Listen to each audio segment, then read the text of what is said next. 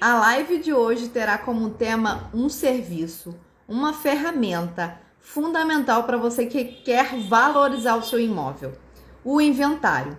Pouquíssimas pessoas acabam de lembrar em relação à efetividade de um inventário e como que isso pode fazer que esse patrimônio se valorize cada vez mais.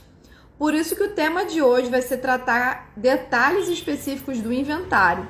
Quais são as modalidades? Como que ele funciona de uma forma técnica e até mesmo como que ele consegue desembaraçar e dar alinhamento em relação à própria família dessa pessoa. Hoje eu convidei a Tatiane Rodrigues, ela que é mediadora, consteladora, facilitadora, bacharel em direito também. Ela é uma das minhas parceiras atuais, principalmente no mercado imobiliário, e nós temos alguns casos em comum, além da questão de trocas de figurinhas. Então, atuamos bastante nessa parte de regularização, inventário e de sucessões em geral. Vou convidar ela aqui para entrar, para a gente começar a conversar sobre o tema. Olá, gente, boa noite, tudo bem? Boa noite, gente. A galera Agradeço o entrando. convite da Cássia, da doutora Cássia, por ter me convidado a participar dessa live com esse tema tão importante, tão recorrente, né, nas nossas vidas. Sejam todos muito bem-vindos. Para quem tiver dúvidas específicas sobre inventário, curiosidades, podem trazer aqui que a nossa ideia vai ser ter um bate-papo de como que o inventário pode ser uma solução muito eficaz sobre essa questão de problema de rotatividade do imóvel, por exemplo. A Tatiane, que tem esse viés comercial por ela ser corretora, consegue trazer esse detalhe mais específico. Mas eu, enquanto advogada, e nessa parte de planejamento imobiliário, a gente acaba vendo muito na prática de como que o imóvel, geralmente que fica vazio, porque não teve essa organização do inventário, se torna um patrimônio parado da família e até mesmo uma dívida, um prejuízo, que enquanto você não organiza isso, existe o passivo do imóvel, do planejamento imobiliário. Então, acredito que já tenha mais gente aqui. Olá, Sueli, boa noite. Vitória.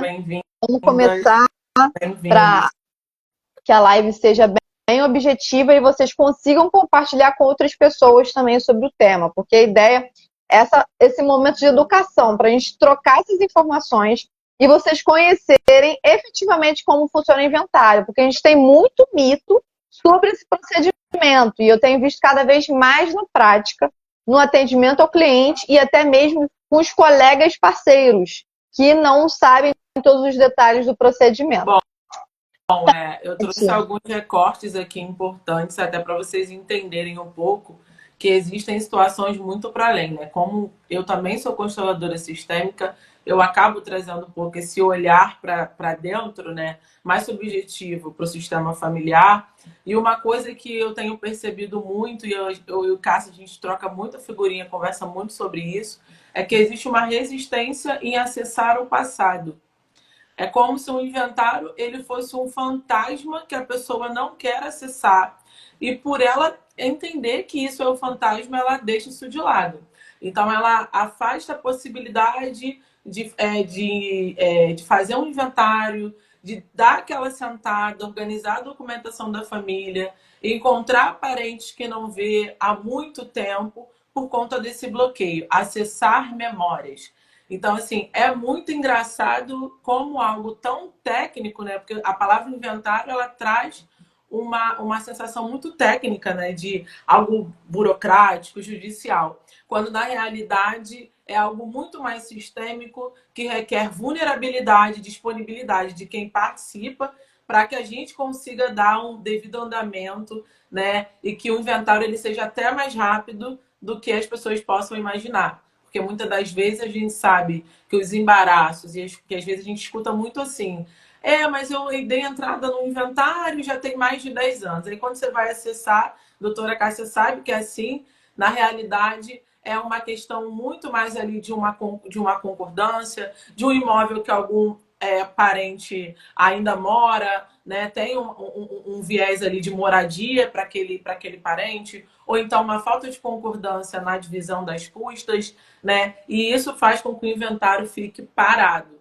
Então, um dos pontos que eu quis trazer é basicamente esse, sobre a necessidade da gente acessar o passado e as memórias, que requer, sim, disponibilidade e vulnerabilidade, mas como a gente vai ver daqui a pouquinho, é um benefício positivo, porque depois que você consegue ter acesso ao seu patrimônio e controlar ali o seu patrimônio, você consegue perceber que você tem ali mecanismo de investimentos e até de ganhos, né? Então, o primeiro passo é a pessoa entender a necessidade. Por que eu devo dar uma pausa, pegar os papéis, abrir as pastas, acessar memórias e entender que eu preciso dar esse primeiro passo, porque será importante para mim e para a vida da minha família. Tá. Tati, vou fazer um comentário aqui nesse recorte que você trouxe, porque eu acredito muito na parte da vivência quando a gente tem essa parte da prática, né? Por mais que todo mundo fale, inventário, tem muita gente que fala, inventário é totalmente burocrático, é demorado, o inventário nunca tem decisão e prefiro não abrir o inventário, porque inventário é coisa de rico, enfim. Já vi muito isso nos procedimentos e a gente em conjunto, né, quando a gente atendeu alguns clientes que eram desse momento de inventário, de organização do patrimônio sucessório de uma forma ampla, e aí entra muito nessa parte que você trouxe, que tem esse lado de você precisar acessar e organizar essas informações, que talvez você não tenha essas informações de forma tão clara, porque ainda tem um mito específico hoje ainda no Brasil de eu tenho meu patrimônio, mas eu vou esconder meu patrimônio, não necessariamente o restante das pessoas da família conhecem. Sabem a documentação, entendem como funciona. Então ainda existe esse mito aqui no Brasil, dessa questão desse sigilo, né, da parte da organização dos imóveis de uma forma ampla. E isso acaba sendo passado para o filho, para o neto, quem for que é de confiança, que é o mais próximo, geralmente. Aquele que tem um maior vínculo afetivo com aquele familiar que faleceu.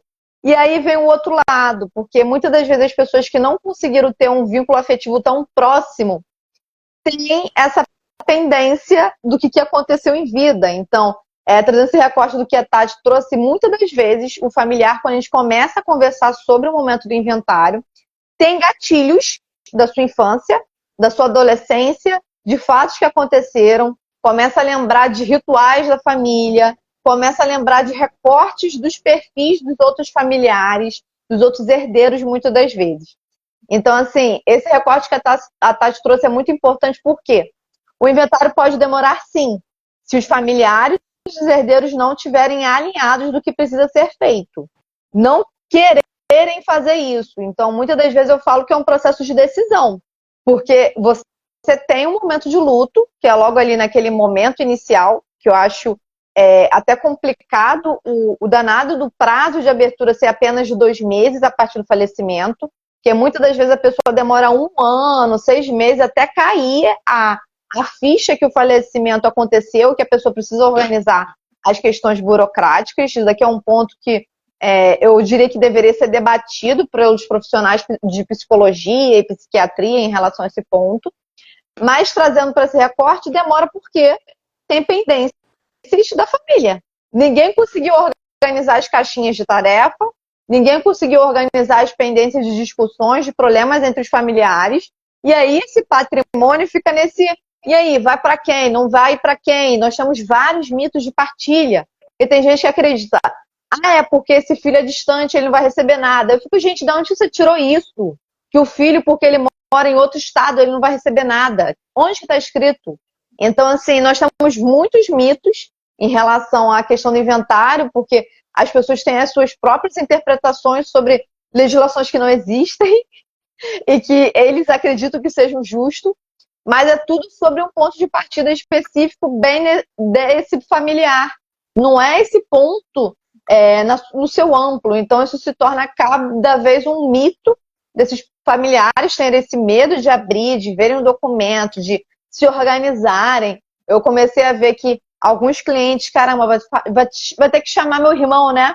Eu fico, gente, é um inventário. Se você está fazendo um inventário que quer que seja mais rápido e consensual, a gente vai ter que conversar em conjunto. Ou separado. Conversa com cada um, e aí a Tati daqui a pouco começa com a parte das técnicas, conversa com cada um de forma individual, alinha e depois todo mundo na mesma salinha. Porque não tem como ser 100% individualizado. Em algum momento vai ter contato.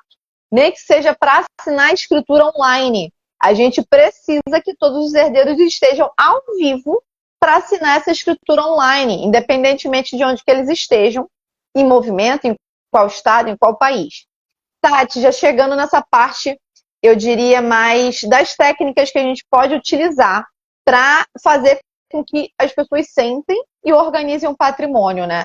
Isso a gente pensando no inventário, já aconteceu o falecimento, já passou esse momento do luto, e aí alguém vai ter que puxar essa corda, não é mesmo? É importante a gente trazer esse ponto onde você falou sobre as questões culturais, né? A gente, dentro da mediação e da constelação, a gente costuma dizer que existem contratos invisíveis dentro de todos os sistemas familiares, ou seja, coisas que já eram tratadas ali, e aí como você trouxe essa parte do familiar que geralmente é próximo ao falecido. E aí a gente entra em algumas questões ali, até de acessos a documentos que geralmente os outros herdeiros não têm, né? Então, durante o inventário, você acaba até descobrindo coisas que ou os herdeiros acabam descobrindo coisas que eles não sabiam. Ou se a gente não descobre, a gente descobre isso tudo. Isso gera também uma questão de ele era o favorito e eu não sou. E aí causa uma questão de resistência. Dentro da mediação, a gente tem algumas técnicas que a gente chama até do próprio rapport, que é gerar uma conexão, né? Tentar ter ali, trabalhar as técnicas de espelhamento. Porque, na realidade, quando a gente fala de inventário, a gente está falando de um patrimônio que é coletivo, não é um patrimônio individual. Não é algo que vai beneficiar um herdeiro. É algo que vai beneficiar toda ali aquela família. Porém, por uma questão de resistência, aquelas pessoas naquele momento, uma pessoa até acabou de escrever aqui que teve acesso ao inventário e por falta de alinhamento, parece estar parado há mais de 10 anos, né? Então, a gente trabalha muito dentro da mediação. Quando não existe possibilidade, às vezes, durante a sessão de mediação, de serem faladas coisas ali durante a sessão, de modo coletivo, a gente atua com cálculos, né? Que é mais uma reunião privada, onde a gente tenta conversar diretamente com um dos envolvidos para saber se existe alguma coisa que ele não conseguiu falar ali abertamente, mas que seja algo que a gente possa usar para tentar fazer com que eles cheguem num denominador comum. Porque o mediador, ele não tem o poder de decisão. O poder de decisão e o protagonismo, ele está nas mãos dos medianos. Porém, nós, como mediadores, a gente vai trazendo algumas técnicas, como a questão da CNV, né? A gente consegue identificar as necessidades não atendidas dentro daquele campo sistêmico. E por quê? Qual é o motivo que está fazendo aquele familiar resistir em assinar ou entrar de acordo, né? Então a gente já consegue ver se existe algum tipo de necessidade não atendida, né? Além de estar realizando essas sessões. Às vezes acontece também, gente, que a sessão ela não pode ser realizada presencialmente, porque alguns familiares não conseguem nem se olhar. Algumas situações. Então, às vezes, a mediação precisa ser online ou o mediador ele tem que fazer aquele papel de conversar individualmente com cada um, sem que eles se encontrem, melhorar o ambiente para depois marcar uma sessão. Porque se isso não for feito, ele não consegue nem chegar nesse momento da assinatura da escritura. Porque até a assinatura da escritura ainda tem, né, muita água pode rolar e muita coisa pode acontecer. Mas a mediação ou as técnicas da mediação, a doutora Cássia, a gente conversa muito, né? Já me trouxe essas situações de utilizar técnicas dentro ali de um inventário, porque as pessoas elas se prendem à mediação por si só.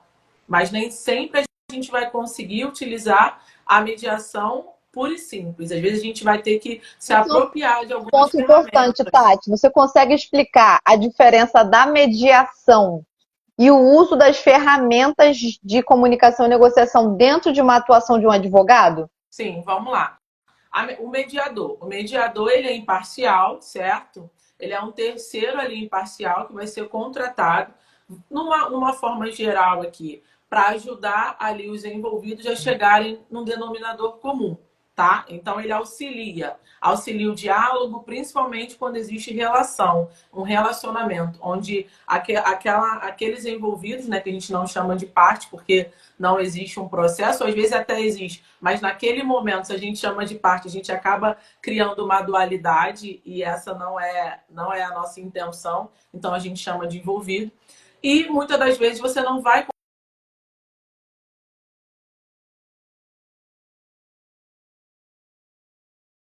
um advogado que conhece os métodos adequados de solução de conflito, você pode criar situações onde você consiga. Um exemplo deles é, por exemplo, você ter uma escuta ativa com o seu cliente e com os demais envolvidos, fazendo uma ligação, marcando uma reunião.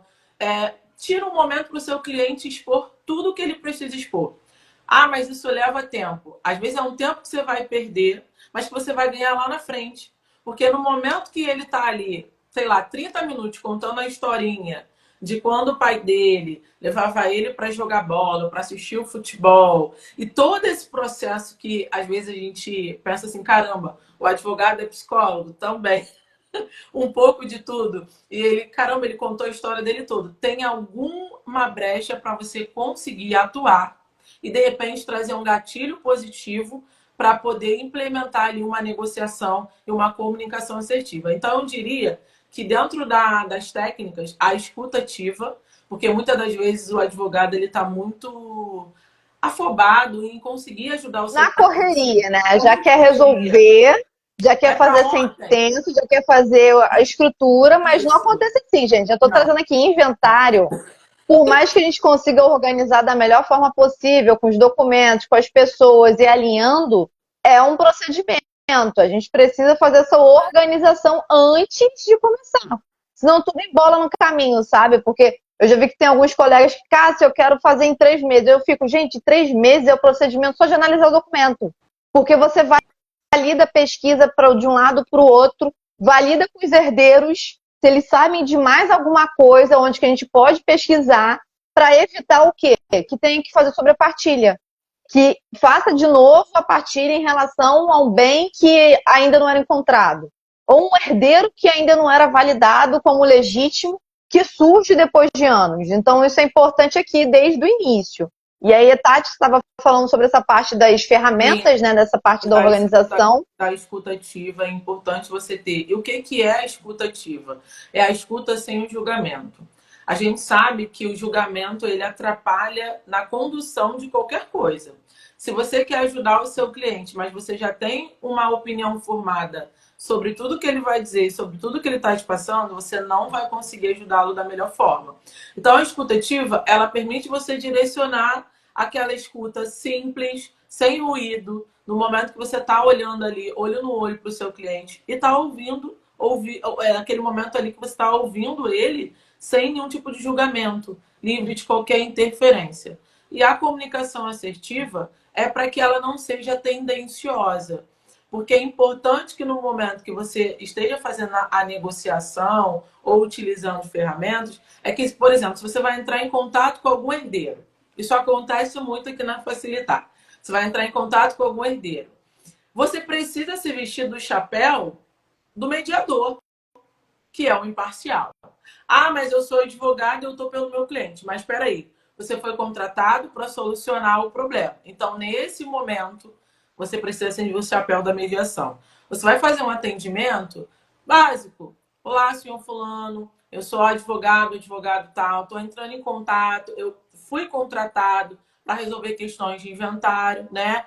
Estou entrando em contato para saber um pouco de você. O que você pensa sobre o inventário? Como é que está a sua situação? Porque você está dando oportunidade para esse outro herdeiro expor o que ele pensa sobre o inventário. E o melhor, você está criando conexão com ele. Então, a probabilidade de ele contribuir para esse momento que você precisa da contribuição dele é muito maior. Agora, se você for com o chapéu do advogado combativo, que está ali lutando pelo seu cliente, numa situação que ela precisa de uma contribuição coletiva, você não vai obter êxito. Então, a comunicação assertiva e a escuta ativa nesse momento é importante, e principalmente a imparcialidade, para que você consiga. Porque o bom negociador é aquele que consegue visar a solução do problema. Se você só visa o seu cliente, no momento que eu estou numa negociação, eu tento, para vocês terem noção, quando eu entro numa negociação de pessoas que eu conheço, tá? Numa negociação, eu deixo de falar com essa pessoa no WhatsApp. E eu começo a tratar essa pessoa de forma impessoal. E aí eu já aviso antes, olha, nesse momento eu vou resolver isso, mas eu preciso te tratar assim para eu conseguir te ajudar. E é a partir disso que eu consigo a solução. Então, no momento que você consegue ser imparcial, você consegue ter um olhar coletivo para um todo e solucionar o problema. Era isso que eu queria dizer. Isso que a Tati trouxe, gente, trazendo para o recorte da prática, né? Você é um advogado ou você é uma pessoa que tem um imóvel ou patrimônio de um falecido. Vocês que estão aqui ouvindo essa live agora, vocês podem ter esse caso na família, um imóvel vazio, fechado, porque ninguém conseguiu dar andamento, ninguém quis abrir o inventário, porque eu vejo cada vez mais resistência de não sei como funciona, não vou abrir o inventário. E aí entra nessa primeira etapa de conhecer os herdeiros, conhecer os imóveis, o patrimônio. A gente está falando mais de imobiliário aqui, mas o patrimônio no seu todo.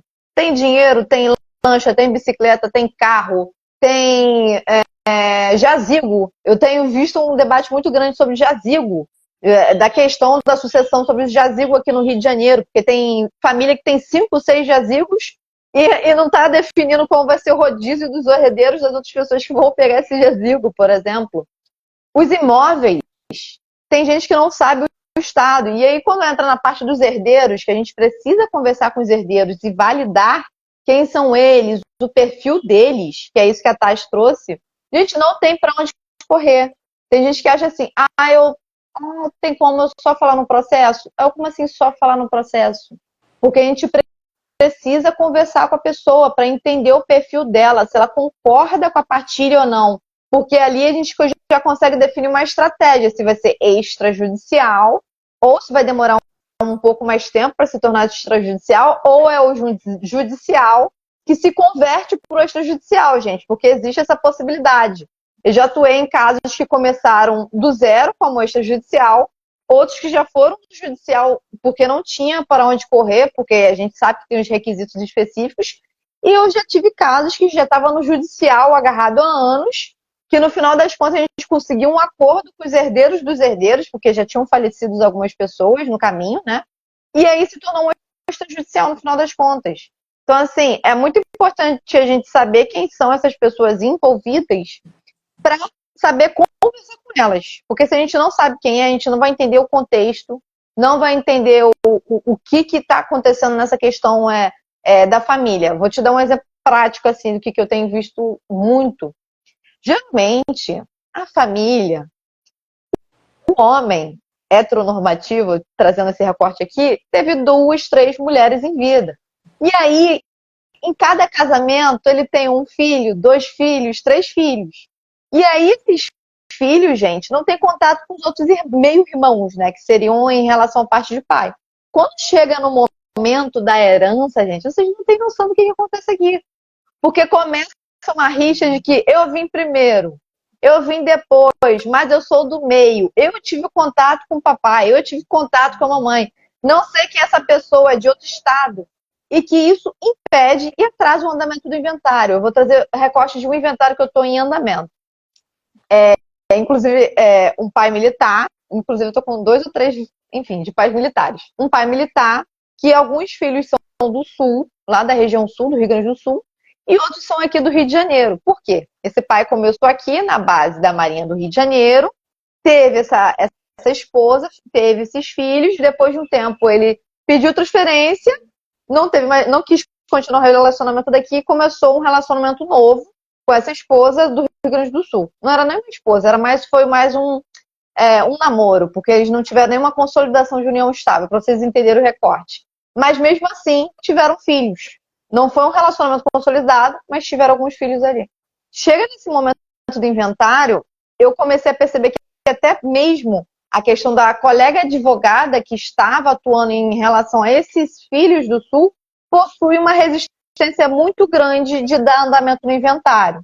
Então, o contato inicial foi o seguinte: nós precisamos dar andamento no inventário porque a gente tem um carro aqui que a gente quer já passar para frente. Beleza, a gente pode fazer isso, mas eu tenho uma casa aqui que a gente tem que fazer partilha. Por mais que seja uma renúncia recíproca em relação aos bens, a gente precisa formalizar isso com o inventário para o imóvel dos herdeiros que ficarem aqui no Rio, sobre posse, estar regularizado. Senão esse imóvel fica enrolado, gente. Se não tem inventário, imóvel fica enrolado, dificuldade de venda, dificuldade de passar para frente quando acontecer essa questão dos outros filhos falecerem, enfim. E aí tem essa resistência até mesmo do advogado quando ele entra nesse momento de partido, né? É igual time de futebol. Eu sou do time do Flamengo. Não quero nem começar com o time do Fluminense. Isso complica muito o andamento, gente, quando são colegas advogados para atuarem em prol do efetivo momento do inventário dos seus clientes e também dos herdeiros. Porque por mais que os herdeiros se sintam polarizados por conta desse desconhecimento dos outros irmãos, de outras mulheres, o que for, gente, que acontece aí no meio desse caminho, que a gente sabe que acontece muita coisa, tem esse momento do advogado trazer esse papel que a Tati trouxe, de, tá bom, beleza, eu estou em prol desses irmãos aqui, mas para eu defender esses irmãos aqui, o direito deles, eu preciso entrar em contato com o pessoal do outro lado. Eu preciso dar andamento. Não tem como eu ficar de rixinha, não quero dar documentação. Não tem como eu ficar de rixinha sem querer dar o andamento do procedimento, seja de extrajudicial ou judicial. Então aqui eu estou trazendo um recorte até dos advogados, gente, que a Tati trouxe o momento do advogado falar com os outros herdeiros quando é um advogado só para todos os herdeiros. Mas quando é mais um advogado também, a gente precisa ter esse momento de empatia, de imparcialidade com o outro colega. Porque o outro colega está ali em prol dos direitos dos outros colegas, sim. Mas a gente tem uma legislação, gente, que vai definir tudo. Não vai ser o que o advogado quer pelos herdeiros tais, o advogado quer pelos herdeiros tais. Por mais que você vá para o judiciário brigar por isso, vai ser a definição da legislação e da jurisprudência. Então, eu acho que até assim, na prática, uma questão de você atrasar algo que você poderia ter resultado rápido e até em questões de honorários mais rápidos. Eu não sei como que os colegas atuam nessa parte de honorários, mas eu tenho atuado com essa parte de entrada da parte do serviço, da atuação, porque a gente faz um estudo de caso, a gente analisa os herdeiros, a gente analisa a documentação específica e a partir daí a gente entende se vai ser o caminho extrajudicial ou judicial. E aí entra nas outras caixinhas aí. Tem muitos colegas que fazem outro tipo de precificação. Então pensem nisso antes de começar dentro do caso. E se você é um herdeiro, entenda que nós temos modalidades diferentes de inventário judicial e extrajudicial. E que vai ter que ter um advogado para analisar qual vai ser o caminho. Não é um chutômetro, vi na internet, eu acho que vai ser esse caminho aqui. Você ainda nem falou com os outros herdeiros. Isso é um ponto muito importante, porque você pode ter um entendimento que quando o advogado vai falar com outro herdeiro, ele tem um outro entendimento sobre a partilha. Tati, já sobre essas coisas que eu trouxe aqui mais da prática enquanto advocacia, o que você tem de comentário? Bom, é importante assim, trazer para o próprio cliente. Algumas operadoras de crédito, né, alguns bancos hoje, eles não trabalham com imóveis em inventário. Então, às vezes, a pessoa ela faz um inventário, ela tem a resistência de fazer um inventário achando que tá ok, vou vender meu imóvel. E a gente tem que falar de poder de compra hoje. Que estou posicionada hoje no Rio de Janeiro, né? Assim como a doutora Cássia. Porém, a gente tem uma questão econômica nacional, de poder de compra atual. Então, hoje, qual é a probabilidade de eu ter pessoas que consigam comprar um imóvel à vista? Está reduzida nesse atual momento, né? A gente espera índice de inadimplência está grande no Brasil, tá, gente? Traz realidade aqui. A realidade. Nós esperamos que isso melhore, mas não é a realidade. Então, se você tem um inventário, financiamento. Mas eu vou pedir entrada. Financiamento. Então, a maioria dos bancos, eles não aceitam. Aí a pessoa vai lá toda empolgada. O corretor que está empolgado para vender, passa a ficha do cliente, chega na hora, não é aprovado, porque o imóvel está em inventário ou está com alguma pendência. Então, se o imóvel tiver com esse tipo de pendência, não estiver regularizado, tiver com alguma multa, né? O que acontece às vezes, que eu vou até mais para além, quando tem essa resistência, igual aconteceu de uma cliente, que ela foi para dívida ativa por conta do ITD, né? Porque o que aconteceu? Esse caso Ah, que a Tati vai trazer agora, gente, muito importante. Tati, explica o que é ITD também, porque a galera não sabe e aí deixa de pagar e entra em problemas. Fala aí. então, gente, é o imposto, né? Vamos, de uma forma geral, é o imposto de transmissão. Então, no momento que você faz ali a abertura, não tem como você fugir. Né? Ah, mas eu sou uma pessoa vulnerável financeiramente, eu não quero pagar. Ele vai incidir em cima desse imposto de transmissão para que seja feita ali a transmissão dos bens. Então, ele precisa ser pago. Então, no momento da abertura da sucessão, você vai ter ali algumas custas, né? Sejam elas custas e os honorários advocatícios, assim, do próprio tribunal também, assim como a questão do próprio ITD. E o que aconteceu?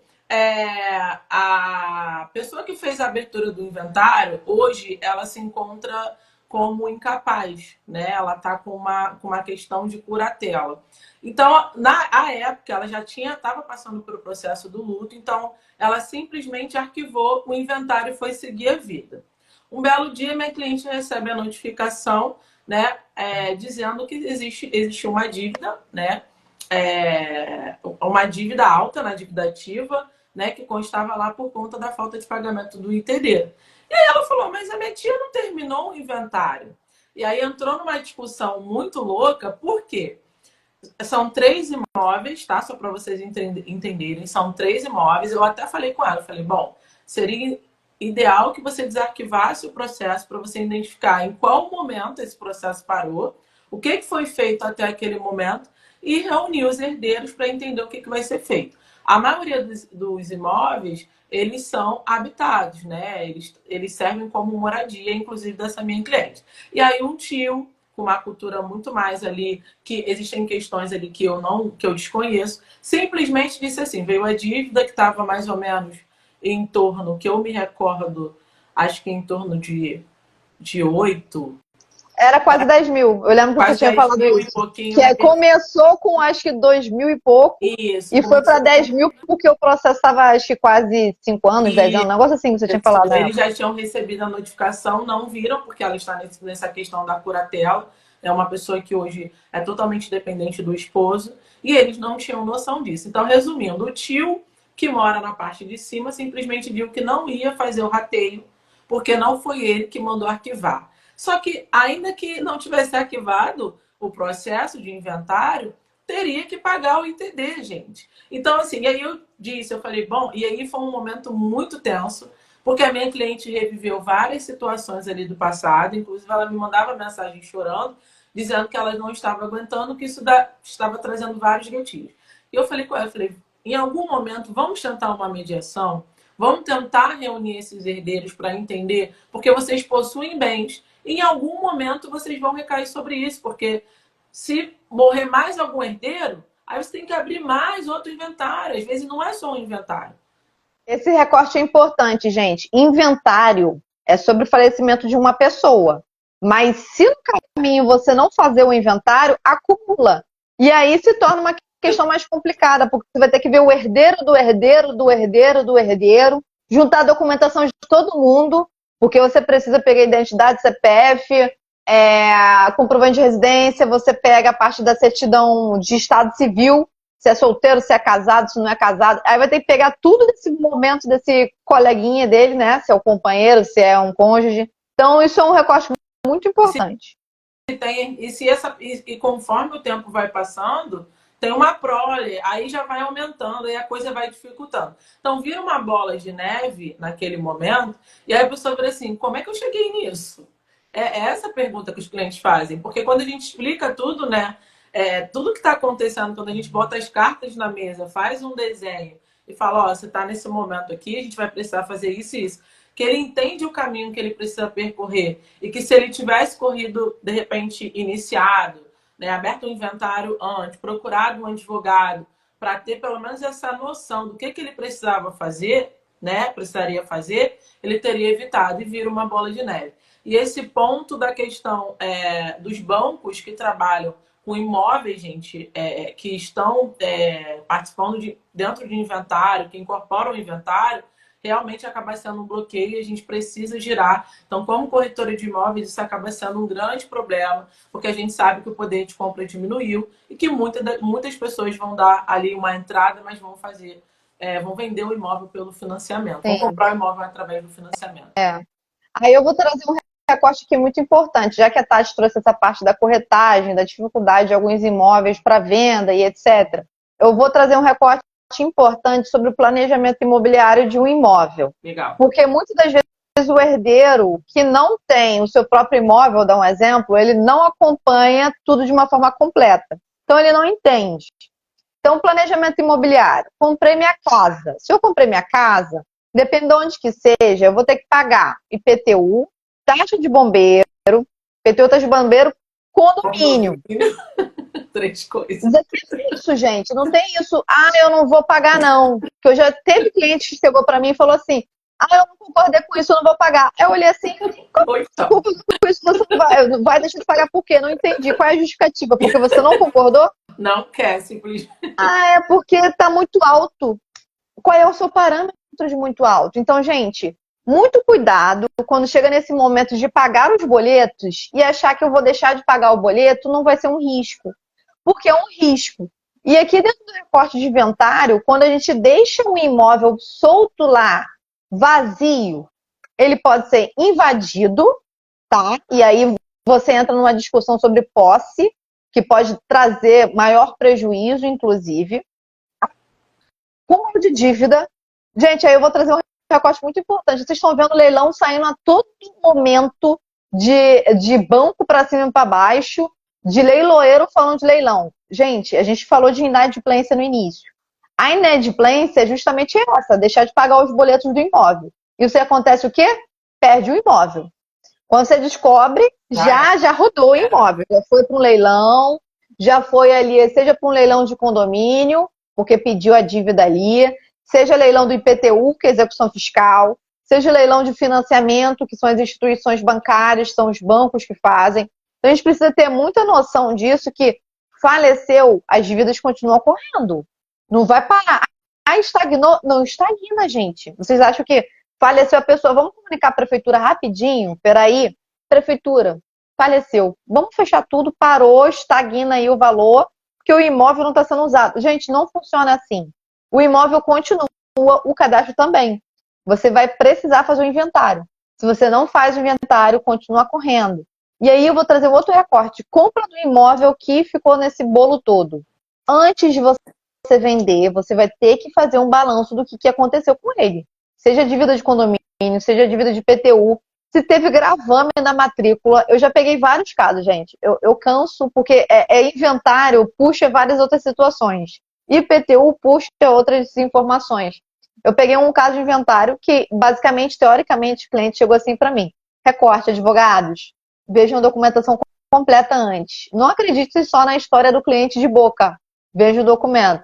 Chega cliente e fala assim: não, tá tranquilo, nunca recebi nenhuma cartinha de justiça, a gente não tem dívida, nunca tivemos problema. Aí eu, desconfiada, tá, mas eu vou validar. Não sou doida nem nada. Peguei a danada da certidão enfitêutica fiscal lá da prefeitura, peguei a matrícula. Gente, tinha uma penhora de execução fiscal de IPTU antiga. E outra questão, tinha uma hipoteca em aberto. Eu ia falar daquele caso de hipoteca agora, inclusive. Você sabe sobre essa hipoteca? Você sabe se ele quitou? Não. Então como você acredita que 100% ok? Por isso, gente, plaquinha de RGI ok, documentos ok, não acreditem. Analise a documentação. Procure uma pessoa que realmente saiba atuar no mercado imobiliário, porque tem uma galera também fingindo que sabe e não sabe. E tem aquela questão da verbação da construção, né? Porque existem algumas dívidas que às vezes você vai puxar. Exatamente. Que não vão aparecer. O banco exige, gente. Não venha com esse negócio: tô botando meu nome no RGI. Não basta o nome no RGI. Tem que estar construção regularizada, Chuchu. Isso aí. E aí lá lá naquele setor, né, de a parte de arquitetura e Cal, né? Sim. E aí eu precisei, entrei numa mediação onde um imóvel foi comprado, só para vocês entenderem. A cliente acreditou que o imóvel estava 100%. E aí um belo dia ela acorda e tá lá a dívidazinha linda de 100 mil reais no imóvel dela, né? A prefeitura notificando. Né? Gente, se a gente começa a falar todos os casos e os valores envolvidos, vocês choram. Porque eu já peguei casos de questão bilionária de dívida. E a imobiliária dizendo que não sabia, aquela coisa toda. E vou eu revirar a prefeitura. E puxa aqui, puxa daqui, puxa de lá. E aí, quando eu vou, consigo. E foi um case muito importante que eu acho legal contar para vocês, só para resumir. Essa mediação que eu fiz foi uma mediação que eu precisei usar um chapéu mais incisivo. Eu não digo que foi uma mediação, eu digo que foi uma conciliação. Eu precisei ser um pouco mais objetiva e incisiva, porque eu lidava com questões culturais e geracionais, que às vezes nós, como profissionais mais jovens, né, a gente tem uma questão de resistência. Você vai trazer o recorte do perfil das pessoas? Sim. Que acho que é importante trazer. Sim, vou trazer. E aí, o que aconteceu? Dentro dessa negociação / conciliação, eu tinha ali uma jovem que tinha comprado um bom imóvel, uma jovem negra, que estava vulnerável, grávida, e um senhor de mais ou menos 60 anos, cujo tinha ali notável experiência de vida. Eu, no meio dessa situação, uma pessoa preta, jovem, né, dentro de um contexto geral de experiência, mas com uma bagagem de trabalho. Então, eu precisei mudar a minha forma de pentear o cabelo. Eu coloquei um coque bem grande aqui em cima, um batom mais fechado e uma roupa que passava um pouco mais de segurança. Dentro desse rolê, só para vocês entenderem, a gente conseguiu fazer o acordo sim. E eu também fiquei responsável em averiguar de onde estava vindo essa multa. Consegui fazer isso. E esse cliente virou o quê? Esse senhor, né, que estava ali nessa situação, que até o momento se mostrou resistente, me ligou, disse que tinha mais imóveis e que gostou da minha atuação e ele virou meu cliente.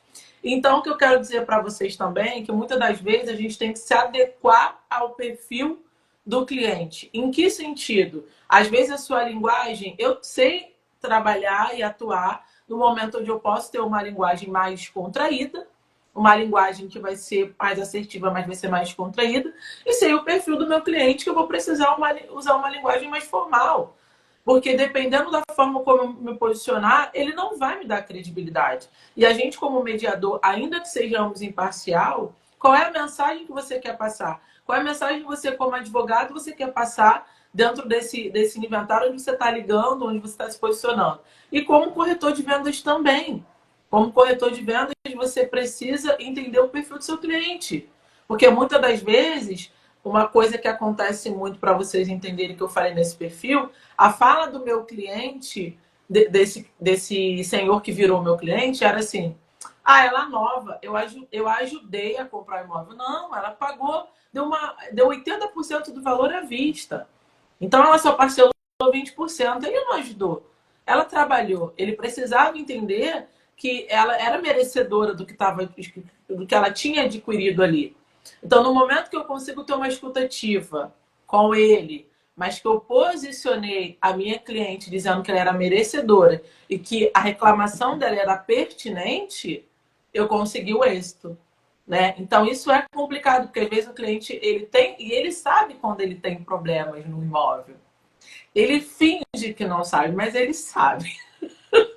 A Cássia sabe que. Quem não tem problema, né? O grande ponto é esse. Eu tenho visto todo mundo ter algum tipo de rabo preso na parte de imobiliário.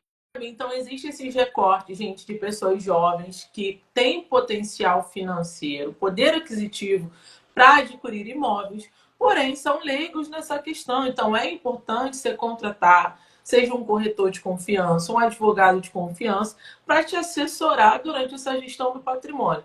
Uma coisa que eu trouxe aqui, que eu acho que a Cássia vai concordar, é que a gente tem a Cássia falou sobre a função social, né, de forma implícita, sobre os imóveis vazios. A gente tem um número de imóveis vazios que vocês não têm noção. O imóvel, quando ele não está cumprindo a função social dele, ele fica vulnerável para todas essas opções aí que a Cássia diz. E aí entra essa questão, né, de dívidas que vão acumulando e, principalmente, o imóvel como forma de investimento. Se vocês abrirem o Instagram, o TikTok, abrirem qualquer uma dessas ferramentas de tecnologia que a gente tem, é o dia inteiro se falando de imóvel. A gente tem um setor aí imobiliário, de investimentos imobiliários, só crescendo. Então, se você tem um imóvel vazio, você pensa, bom, eu não quero lidar com essa questão de inventário agora, familiar, mas eu tenho esse imóvel como algo que vai ser revestido em renda, onde eu vou o quê? Sobreviver. Então, o imóvel, gente, ele é rentável. Isso que você trouxe é muito bom, porque, como que eu posso dizer? Muitas pessoas têm um acúmulo muito grande de terreno, de imóveis. E isso aqui, é claro que a gente está falando do recorte do falecimento, do inventário, que os herdeiros acabam não tendo conhecimento e largam porque não conseguem organizar. Mas muitas pessoas vão fazendo vários imóveis em vários lugares diferentes, seja para aluguel, seja não sendo para aluguel, terrenos, etc. Só que, gente, quando o dinheiro que você tem, acumulou, está parado dentro de um imóvel, você tem o risco do mercado imobiliário mudar, aquela região se modificar, Isso e você aí. tem uma desvalorização. Então, você tem que ser muito rápido e muito perspicaz nessa visão de investimento. Por isso que é importante ter um corretor acompanhando também. Porque por mais que eu seja uma advogada que tem uma visão de gestão, uma visão comercial, eu ainda não vou saber uma oscilação muito grande do mercado daquela região. Eu posso entender, olha, você pode fazer tal coisa, tal coisa, tal coisa, ter uma analisada aqui na questão histórica, na gestão e etc., sei como funciona o mercado local. Mas somente uma corretora que realmente tem experiência ali da região vai entender. Trazer um exemplo prático. As corretoras do Rio de Janeiro sabem que o valor do aluguel aumenta ali no final do ano. A partir de outubro, gente, o valor dispara. No Rio de Janeiro, principalmente ali no centro e o pedaço ali da Zona Sul. Centro e Zona Sul dispara. Quando se estabiliza, agora, a partir de abril. Estou trazendo até um recorte aqui, gente, para vocês. Quem quer alugar imóvel no Rio de Janeiro, esse é o momento. Tijuca, Por quê? centro. Final do ano, gente, início, tem um momento de carnaval e um momento de Réveillon. A galera pega temporadas aqui, tudo direto. Então fica muito mais caro os imóveis. Então eu trouxe esse recorte aqui, mas se a gente pensar no imóvel enquanto investimento, a gente pode comprar, vender e acumular sim. Igual as pessoas quando vão falecer e tem esse movimento. Mas precisa pensar o que vai ser feito com esse imóvel. Se você hoje tem 3, 4 imóveis, você vai passar esse imóvel para quem? Qual é a função que você quer designar? Será que não seria um momento de você vender alguns agora? Eu estou dizendo para a galera, vamos dar um exemplo, a partir de 50 anos que vocês começam a se organizar melhor e entender as caixinhas, né? Já passou aquele momento de acumular e agora vocês querem organizar a casa, sentar para resolver. Pensa nisso. Será que eu preciso vender alguma coisa? Será que eu preciso organizar o planejamento sucessório para evitar que isso se torne uma dor de cabeça para os meus herdeiros no inventário? Senão se torna uma picuinha, uma definição ali de quem que vai ficar com o quê. Ainda mais quando a gente tem inventários de lugares diferentes, imóveis de lugares diferentes. E você está me trazendo uma coisa só para eu não me prolongar muito. Já tem que fechar já. Resumindo, mas inventário é tanta fanfic. Uma experiência pessoal aqui, tá, gente? Eu precisei fazer sessão de direitos hereditários de um imóvel familiar. Eu precisei mediar um conflito que parecia que eu estava entre Rússia, sabe? Era uma coisa assim, meio eu ali no meio. E eu respirava 10 vezes ali para poder conseguir dar continuidade. Resumindo, no momento que, como não foi feito o inventário do meu avô, não o inventário do meu tio faleceu sendo casado. Ele separou de fato, tá? Mas ele faleceu sendo casado. Vocês terem noção do que foi na hora de fazer a escritura de cessão de direitos hereditários, porque a gente não tem contato, a gente não tem telefone dessa mulher, que a gente não vê, ela no caso, saiu de casa, ela tem a minha idade. Eu tenho 31 anos. Há 31 anos, ninguém tinha contato com essa ex-mulher do meu tio.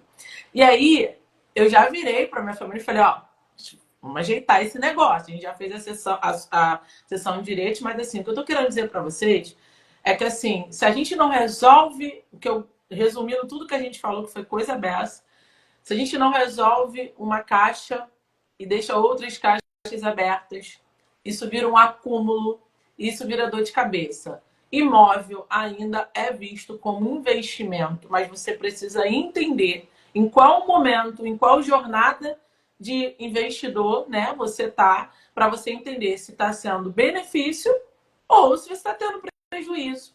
Ou se você simplesmente ficou inerte e deixou, fez igual o Zeca Pagodinho, deixou a vida levar. É isso. E aí o resumo, gente. O inventário é uma forma de regularização. Vou trazer isso aqui como um recorte muito importante. Porque as pessoas esquecem de lembrar que, como o inventário é um momento de passar um patrimônio para as outras pessoas, os herdeiros, é uma forma de regularização da propriedade. Porque depois que você faz o inventário, nós teremos novos donos, novos proprietários. Seja uma pessoa só, sejam várias em condomínio. Eu digo em condomínio, gente, quando tem coletividade, várias pessoas ao mesmo tempo resolvendo. Isso eu traria até como um problema na administração. Mas a gente não vai conseguir trazer isso de recorte aqui dentro dessa live. Então, se é uma ferramenta de regularização e é um momento crucial para organizar o patrimônio, é um momento também de você fazer esse apanhado do que tem nesse imóvel para você se tornar um investidor. Se eu tenho um herdeiro, vou herdar tais imóveis, tais pedaços de terra, o que eu vou fazer com isso? Eu vou vender? Eu vou alugar? Eu vou, passar o meu quinhão para alguém dos herdeiros que tem um melhor tipo de viabilidade em relação a isso? Ou vou vender, ou vou doar? Isso é um momento para vocês pensarem, assim, enquanto herdeiros, enquanto pessoas que têm imóveis em vida, o que eu vou precisar fazer com isso? Manter a casa organizada, porque de um momento para outro você vai precisar vender, você vai precisar girar, ou você pode falecer, trazendo aqui para a realidade da vida. E aí isso pode se tornar uma pendência que as outras pessoas que não tem nada a ver com a sua situação, você enquanto pessoa em vida não resolveu, vai ter que resolver essas picuinhas, um acúmulo de picuinhas. Então é muito importante ter esse momento de consciência, eu diria principalmente para as pessoas 50 a mais, eu dou essa brecha para frente para quem está se organizando, está investindo, tem um dinheiro consolidado e está pensando em se organizar. Eu falo essa faixa etária porque eu vejo que parte dos meus clientes são dessa faixa etária, acima dos 50, já passou daquele momento de procurar muita coisa, já tem uma faixa de renda estável, já tem o seu imóvel próprio, já teve filhos, então não está tão preocupado com isso, quer organizar o patrimônio. Pensa nisso, sabe? E os herdeiros, gente, não deixa de qualquer forma. Acompanha a documentação, acompanha os outros herdeiros. Caso eu contratei um advogado, acompanha esse advogado. Contratei um corretor para acompanhar a administração, acompanha esse corretor. Não faça esse momento de o filho não é meu, toma. O filho é seu. Tem essa autonomia, tem esse acompanhamento como uma tarefa sua. Assim como você paga os boletos da sua casa, se você tem um processo em andamento de venda, de inventário, de regularização, uma vez por mês, manda um oi sumido. E aí, como que estão as coisas? Precisa de apoio em alguma coisa? Teve algum movimento no mercado? Nem que seja, gente, para mandar aquela mensagem básica e a outra pessoa responder uma mensagem, um e-mail. Então, isso é importante. Acompanhe o patrimônio de vocês. Fala, Tati. Não, eu corroboro com tudo que você falou. Fechar, o que você diria de recomendação agora aqui? Recomendação, valorize o que você tem. Valorize. Se você tem imóvel, valorize. Tem muita gente tentando comprar imóvel. Tem muita gente que só quer um pedacinho de chão para poder ter ali uma vida digna, passar o restinho da vida. E às vezes você tem várias oportunidades e você não está entendendo que isso já é algo, né, de, vamos dizer assim, que você está 10 passos à frente com um baita de um privilégio e ainda não percebeu que você já tem ali um recurso ali de investimento, de sobrevivência, de dignidade. Então, valorize o que você tem, regularize, contrate profissionais que vão te auxiliar e fazer a gestão do seu patrimônio. E muito obrigada por ter nos ouvido aí, né, esse tempo e ter feito essa troca. Galera que está online até agora, vocês têm alguma pergunta? Quem tiver pergunta e quer que seja respondida agora na live, só botar aqui no comentário nesses últimos minutos. Tati, eu queria te agradecer pela sua disponibilidade, a gente trocar essas figurinhas aqui. A gente estava com essa pendência há algum tempo, né, de fazer a live, porque é muita coisa que a gente troca, gente, vocês não têm noção. Não mesmo. Momentos que a Tati fala assim, o perfil do cliente é tal, tal, tal. Aí eu já fico, esse negócio aí vai demorar. Meu Deus do céu. E tem alguns momentos que eu fico, Tati, não é possível. A pessoa não conseguiu ver que aquele imóvel tem um potencial incrível e a pessoa não organizou para conseguir gerar dinheiro, gerar renda, vender, passar para frente. Porque a gente precisa ter também, gente, esse momento de reflexão final aqui, esse entendimento até que ponto a nossa mão vai. Você consegue administrar quantos imóveis? Você vai delegar isso para quem administrar? Por que você quer ter tantos imóveis? Porque eu tenho visto muita gente que vai acumulando, comprando um monte de coisa e depois não sabe administrar. Não atendida, né? Tem uma questão de status, tem uma questão cultural, porque meu pai fazia isso, minha mãe me instruiu que eu preciso comprar imóveis, mas às vezes a pessoa não consegue nem fazer ali um levantamento geográfico regional da onde ela está comprando. Como é que está a situação? Como é que está o PIB local né, nesse momento? Nós, né, que temos essa visão macro de gestão como investidor, nós precisamos fazer levantamentos geográficos, econômicos, para entender se é um bom investimento, se eu estou fazendo uma boa decisão e utilizando o meu imóvel da maneira adequada, seja ele para locação, seja ele para uma locação de aluguel fixo, aluguel por temporada, que é o que tem feito muito a economia girar de uma certa forma em certos locais, né? Ou até mesmo para venda, para fazer um investimento em outro tipo de negócio. É isso, gente. Para quem conhecer alguém que está nesse momento de inventário, ou se você conhece algum herdeiro que está nesse momento de organização, caminhe essa live para essa pessoa ter pelo menos essa conscientização que ela precisa se organizar no tempo necessário. O último recado aqui importante é ITD, ou Imposto de Transmissão de Causa-Morte, e doação. É do momento de inventário. Se como a Tati trouxe, que ela pode se tornar, esse processo pode se tornar uma dívida ativa, quando você abre o procedimento e não paga, ele é muito importante para fazer esse pagamento no momento ali, até 2 meses do falecimento da pessoa. Senão você cai em juros e multa. Então aí é um intervalo importante para quem consegue ter essa estabilidade emocional, se algum familiar consegue, ou delegar para um profissional que faça isso, para evitar que tenha esses juros e multa, porque dependendo do valor do imóvel, esses juros e multa vai ser grande. Além disso, nós temos modalidades diferentes, extrajudicial e judicial. Isso vai ter custo, tanto no judiciário quanto no extrajudicial. E aí você vai depender da modalidade e do tipo de procedimento, tá? Então, por mais que a gente traga aqui, quanto que custa o inventário? A gente não consegue trazer isso sem analisar o caso, porque a gente não sabe qual é o patrimônio, a gente não sabe qual é a região, porque varia de região para região a questão dos custos judiciais e extrajudiciais.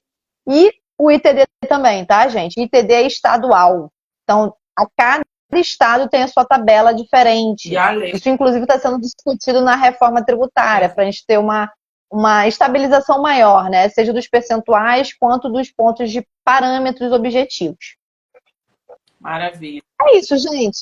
É ótimo estar com vocês, que bom que vocês ficaram aqui ouvindo até agora, e vai ficar gravada. Então, marquem nos comentários as pessoas que precisam ouvir e conhecer tanto o inventário nesse momento de organização do patrimônio, quanto o planejamento sucessório para quem não quer que os herdeiros passem por esses problemas e que queira se organizar em vida. Boa noite. Tchau, gente. Boa noite.